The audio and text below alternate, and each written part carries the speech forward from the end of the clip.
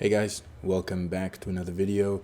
I'm gonna jump right into it looking at the Sony 85mm 1.4 GM, the Sigma 85mm 1.4, and the Sony 85 1.8.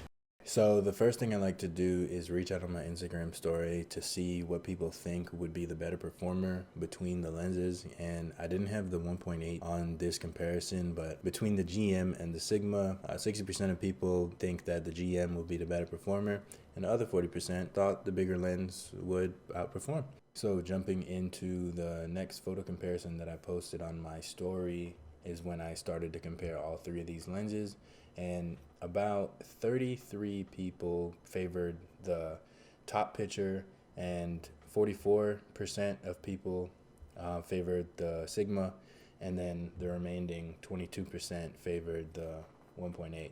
I'm pretty sure you're not able to see the difference on this YouTube video, but what I'll do is I'll see if I can put the raws somewhere, that way you can do the comparison yourself. So I also had the decision to just compare the Sigma and the GM lens, and so what I did was also post this on my story.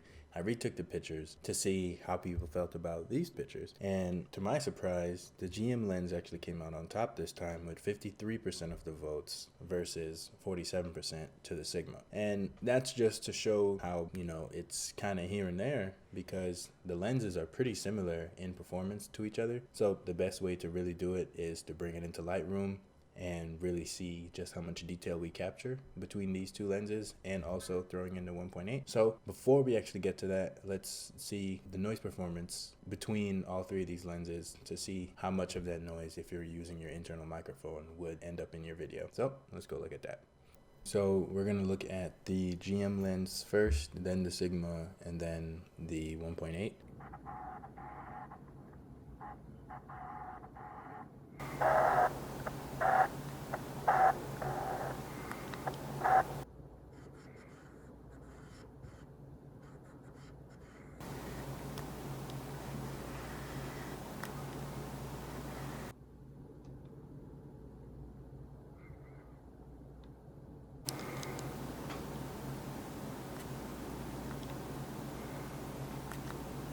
Of course, this isn't real world. They're not this loud. I did amplify them all at the same level. That way you can at least hear them. However, you should take this in a sense of, if you're in a quiet room, then you will be able to hear this lens move as you're trying to grab focus, as opposed to other lenses who have a more silent motor. You wouldn't hear a thing. Okay, so with all that said, I took some pictures and I have them in Lightroom, so we can go check that out now. Okay, so we're here in Lightroom, and the first thing we're going to do is just look at the Sigma versus the GM lens, and then we're going to take a look at the third lens, but we're going to stop them all down to 1.8. That way it's a fair comparison between the three. So let's just get right into it. The GM lens is on the left, and what we're going to do is just zoom in here while I have the candidate option. That way we can just have a reference from the Sigma lens, and then as we move to the 1.8, we'll switch the candidate to the GM lens. But first things first, you can see that with the Sigma lens on the right, just down here where it says the 500 milliliters, it's a tad bit sharper or in focus than the GM lens over here. However, it does capture pretty much a lot of the detail here in the bottle, and you can see that also the GM lens actually captured a brighter image, because due to the T-stop basically defining how much light actually the sensor ends up seeing through the entire barrel of the lens. Okay, so moving into all the lenses being at 1.8 now, we're going to have the candidate as the GM lens, and then we're going to look at the Sigma and then the 1.8 Sony. And so looking at these images at 1.8, you can see that actually the GM lens seems to capture a tad bit more in the 500 milliliter sign here at the bottom than the Sigma. We kind of lose it as it transitions into the blue. However, you can see that it does capture quite a bit of detail in relation to the GM lens, that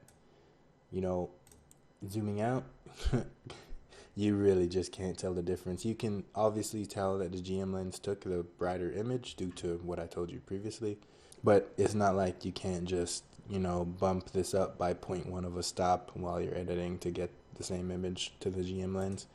We want to also look at the 1.8 from Sony versus the GM 1.4 at 1.8, and we can see that again the GM comes out on top here because it took a nice brighter image to capture much more detail, as you can see between the 500 milliliter signs here at the bottom of the bottle, and you're just able to, you know, really discern more detail actually from the GM lens, because you see these little white dots just around the flower here. They're very hard to come by, as you can see here. Although, again, you know, zooming out, the only thing you can really tell between these two images is that the GM lens took a brighter picture. That's, you know, boiling it down to.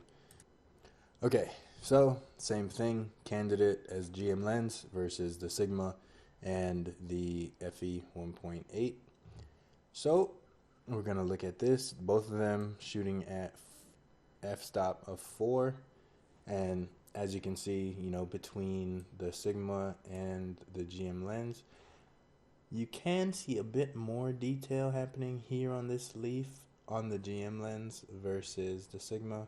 Just a little bit. There's a tad difference, and it might have, you know, been done between the overcast that I've had going on here. But I mean, literally, other than that, there really is no difference between the two pictures when you zoom out all the way. You know, they both took great pictures though. So now moving into the FE 1.8, we can see that, as again, you know, the picture zoomed out pretty much looks very similar to each other.